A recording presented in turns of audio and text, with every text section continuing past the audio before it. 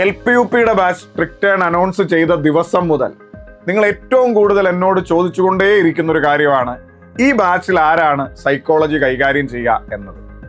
ഒരു LPUP പരീക്ഷയ്ക്ക് psychology എന്ന സബ്ജക്ട് എത്രത്തോളം ഇമ്പോർട്ടൻ്റ് ആണ് എന്നത് ഞാൻ പറയാതെ തന്നെ നിങ്ങൾക്കറിയാം. അപ്പോൾ സൈക്കോളജിക്ക് 20-20 മാർക്ക് വാങ്ങിത്തരാൻ കഴിവുള്ള ഈ വിഷയത്തിൽ ഏറ്റവും മികച്ചൊരു അധ്യാപകനെ തരിക എന്നത് ഞങ്ങളുടെ ഏറ്റവും വലിയ ആഗ്രഹമായിരുന്നു. അപ്പോൾ ഞങ്ങളുടെയൊക്കെ ആ ആഗ്രഹവും അന്വേഷണവും ഒക്കെ ഇന്ന് നിതിൻ സാറിൽ വന്ന് എത്തി നിൽക്കുകയാണ്. ഈ ബാച്ചിൽ എങ്ങനെയാണ് സൈക്കോളജി നമ്മൾ കംപ്ലീറ്റ് ചെയ്യുക, നമ്മുടെ സ്റ്റഡി പ്ലാൻ എങ്ങനെയാണ്, ഇതൊക്കെ നിതിൻ സാർ വന്ന് നിങ്ങളോട് സംസാരിക്കും. അപ്പോൾ ഇനി നിതിൻ സാറിലൂടെ സൈക്കോളജി നമുക്ക് പഠിക്കാം. ഹലോ, നമസ്കാരം. എല്ലാവർക്കും ട്രിക്ടോണിലേക്ക് സ്വാഗതം. LPUPക്ക് വേണ്ടി നിങ്ങൾ പഠിക്കാൻ റെഡി ആയിട്ടിരിക്കുകയാണ് അല്ലേ? ട്രിക്ടോണിന്റെ ഭാഗമായിട്ട് പുതിയ LPUP ബാച്ച് ജൂൺ 3-ാം തീയതി ആരംഭിക്കുകയാണ്. അപ്പോൾ ഇതിൽ സൈക്കോളജി എന്ന് പറയുന്ന 20 മാർക്ക് എങ്ങനെ 20-20 നേടാം, ഇതിനെക്കുറിച്ചാണ് ഇന്ന് നമ്മൾ സംസാരിക്കാൻ പോകുന്നത്. നമ്മുടെ LPUP പരീക്ഷയുടെ ഒരു പൊതു സ്വഭാവം, ഒരു യുണീക്ക് ആയിട്ടുള്ള ഒരു സബ്ജക്റ്റ് തന്നെയാണ് സൈക്കോളജി എന്ന് പറയുന്നത്. പണ്ടൊക്കെ നമ്മൾ 20 മാർക്കിൽ ഒരു 15, 16, 17 മാർക്ക് ഫോക്കസ് ചെയ്ത് പോയാലും നമുക്കൊരു ഉന്നത റാങ്കിലേക്ക് എത്താൻ സാധിക്കുമായിരുന്നു. എന്നാൽ ഇന്നത്തെ അവസ്ഥ മാറി. എല്ലാവർക്കും സൈക്കോളജിയിൽ നിന്നും അത്യാവശ്യം മാർക്ക് കിട്ടിത്തുടങ്ങുന്ന ഒരു അവസ്ഥയിൽ എത്തി നിൽക്കുകയാണ്. അപ്പോൾ നിലവിൽ 20-20 മാർക്കും ലഭിക്കുക എന്നത് തന്നെയാണ് നമ്മുടെ പ്രാഥമികമായ ലക്ഷ്യമെന്ന് പറയുന്നത്. എങ്ങനെയാണ് 20-20 മാർക്കും നമുക്ക് ലഭിക്കുന്നത്? സാധാരണ പറ്റുന്ന ഒരു അബദ്ധം എന്ന് പറയുന്നത്, നമ്മൾ സൈക്കോളജിയുടെ തിയറി മാത്രം പഠിക്കുകയും ക്വസ്റ്റ്യൻസ് ഒന്നും വർക്കൗട്ട് ചെയ്യാതെ പരീക്ഷയിലേക്ക് പോവുകയും ചെയ്യും. ഇതാണ് ഏറ്റവും ആദ്യം നമ്മൾ മാറ്റേണ്ടത്. നമുക്ക് 20-20 മാർക്കും ലഭിക്കണമെങ്കിൽ ഉറപ്പായിട്ടും നമ്മൾ പഠിക്കുന്ന കണ്ടന്റുമായി ബന്ധപ്പെട്ട MCQs നമ്മൾ വർക്കൗട്ട് ചെയ്തേ മതിയാകും.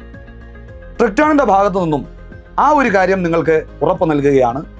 നമ്മുടെ ഒരു 4-5 ക്ലാസ്സുകൾ, അതായത് ഏകദേശം 1 മാസമൊക്കെ ആകുമ്പോൾ നമ്മൾ അതുവരെ പഠിച്ച ഫുൾ കണ്ടന്റുമായി ബന്ധപ്പെട്ട് നിങ്ങൾക്ക് MCQ ടെസ്റ്റുകൾ ഉണ്ടാകും.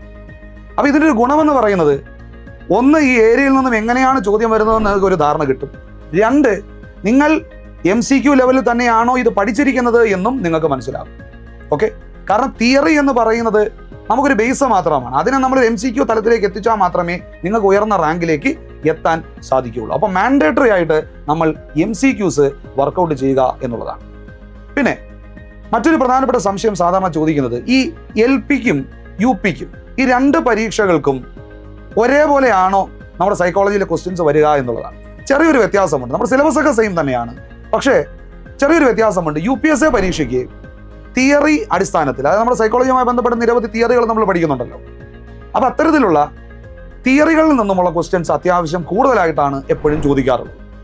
എന്നാൽ LPSCയിലേക്ക് വരുമ്പോൾ തിയറിയിൽ നിന്നുള്ള ക്വസ്റ്റ്യൻസ് ഉണ്ട്, ഇല്ലെന്നല്ല, പക്ഷേ കുറച്ചും കൂടെ നമ്മുടെ KCF, NCF, അതുപോലെ തന്നെ ഒരു ക്ലാസ് റൂം സിറ്റുവേഷനിൽ എന്തെങ്കിലും നമ്മളല്ലേ ആ ഒരു സിറ്റുവേഷൻ എങ്ങനെ നമ്മൾ ടാക്കിൾ ചെയ്യണം, ഇങ്ങനെയുള്ള കാര്യങ്ങളാണ് LPSCയുടെ സൈക്കോളജി പോർഷനിൽ നമ്മൾ ശ്രദ്ധിക്കേണ്ടത്. അപ്പോൾ എപ്പോഴും നിങ്ങൾ ആ ക്വസ്റ്റ്യൻ പേപ്പർ ശ്രദ്ധിച്ചു കഴിഞ്ഞാൽ UPSCയുടെ സൈക്കോളജി പോർഷനിൽ അത്യാവശ്യം സ്കോർ ചെയ്യാൻ പറ്റുകയും LPSCയുടെ സൈക്കോളജി പോർഷൻ ഇച്ചിരി ടഫായിട്ട് പലപ്പോഴും പലരും പറയാറുണ്ട്. ഇതിൻ്റെ കാരണം മറ്റൊന്നുമല്ല, ഇതാണ് പ്രശ്നം. നമ്മളെപ്പോഴും ആ പണ്ട് മുതലേ പഠിക്കുന്ന തിയറി മാത്രം പഠിച്ചുകൊണ്ട് പോവുകയും ഒരു പ്രാക്ടിക്കൽ ലെവലിൽ അല്ലെങ്കിൽ ഒരു എഡ്യൂക്കേഷൻ റിലേറ്റഡ് ക്വസ്റ്റ്യൻ വരുമ്പോൾ നമുക്ക് അത് ടഫായിട്ട് തോന്നുകയും ചെയ്യും. അപ്പോൾ ഈക്വൽ വെയിറ്റേജിൽ സൈക്കോളജി പഠിക്കുക എന്നുള്ളതാണ്. 20 മാർക്ക് എന്ന് പറയുമ്പോൾ കംപ്ലീറ്റ് കവർ ചെയ്ത് ക്വസ്റ്റ്യൻസ് ഉണ്ടാകുമെന്ന് നിങ്ങൾ മനസ്സിലാക്കണം. അല്ലാതെ കുറച്ച് സൈക്കോളജിസ്റ്റുകളുടെ തിയറി മാത്രം പഠിച്ചുകൊണ്ട് പോയി കഴിഞ്ഞാൽ നമുക്ക് അത്രയും മാർക്ക് കിട്ടുക എന്ന് പറയുന്നത് ബുദ്ധിമുട്ടാണ്. അപ്പോൾ പലരും സ്കിപ്പ് ചെയ്ത് പോകുന്ന ഒരു മേഖലയാണ് ഈ എഡ്യൂക്കേഷൻ റിലേറ്റഡ് കണ്ടന്റ് എന്ന് പറയുന്നത്. സൈക്കോളജിയുടെ ഭാഗമായിട്ട് തന്നെ കൊടുത്തിരിക്കുന്ന കാര്യമാണ്. എല്ലാവർക്കും തിയറി പഠിക്കാൻ വളരെ ഇഷ്ടമാണ്.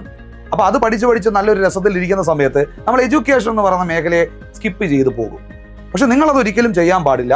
നിങ്ങൾ വളരെ വ്യക്തമായിട്ട് കംപ്ലീറ്റ് ആയിട്ട് ആ സിലബസിൽ എന്താണോ പറഞ്ഞിരിക്കുന്നത് അതുമായി ബന്ധപ്പെട്ട കണ്ടന്റ് പഠിക്കുകയും അത് എല്ലാ മാസവും ആ പഠിച്ച കണ്ടന്റുമായി ബന്ധപ്പെട്ട് MCQs വർക്കൗട്ട് ചെയ്യുകയും ചെയ്യണം. അപ്പോൾ നമ്മുടെ ലക്ഷ്യം 20-ൽ 15, 17 മാർക്ക് വാങ്ങിക്കുക എന്നുള്ളതല്ല, നമുക്ക് 20-20 നേടണം. കാരണം എന്നാൽ മാത്രമേ നമുക്ക് ആ ടോപ്പ് റാങ്കിലേക്ക് എത്താൻ പറ്റും. ഇനി എങ്ങനെയാണ് നമ്മൾ ഈ 20 മാർക്ക് നേടുക?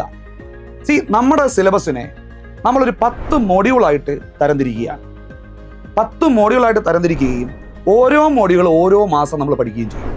അപ്പോൾ ഇതുകൊണ്ടുള്ളൊരു ഗുണം, നമ്മൾ അവിടുന്നും ഇവിടുന്നും പിക്ക് ചെയ്തല്ല പോകുന്നത്. വളരെ സിസ്റ്റമാറ്റിക് ആയിട്ട് ഓരോ മാസവും ഓരോ മൊഡ്യൂൾ കംപ്ലീറ്റ് ചെയ്തായിരിക്കും മുന്നോട്ട് പോകുന്നത്. അപ്പോൾ ഏകദേശം ഒരു 10 മാസം ആകുമ്പോഴേക്കും നമ്മുടെ കംപ്ലീറ്റ് സിലബസ് എന്ത് ചെയ്യും നമ്മൾ കണ്ട് അതുമായി ബന്ധപ്പെട്ട ചോദ്യങ്ങൾ നിങ്ങൾ പരിശീലിച്ചിട്ടുണ്ടാവും.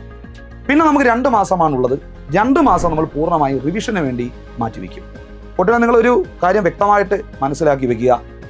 തിയറി മാത്രം പഠിക്കുക എന്നുള്ളതല്ല, അതിനെ റിവൈസ് ചെയ്യുക എന്നുള്ളതും വളരെ പ്രധാനപ്പെട്ട ഒരു കാര്യമാണ്. കാരണം റിവിഷനിലൂടെ മാത്രമേ നിങ്ങൾ പഠിച്ച കാര്യം നിങ്ങളുടെ മനസ്സിലേക്ക് നിങ്ങൾക്ക് ഉറപ്പിക്കാൻ സാധിക്കൂ. സാധാരണ പഠിച്ചതിന് ശേഷം ബ്ലാങ്ക് ആയിട്ടുള്ളൊരു സിറ്റുവേഷൻ നിങ്ങൾക്ക് തോന്നാറില്ലേ?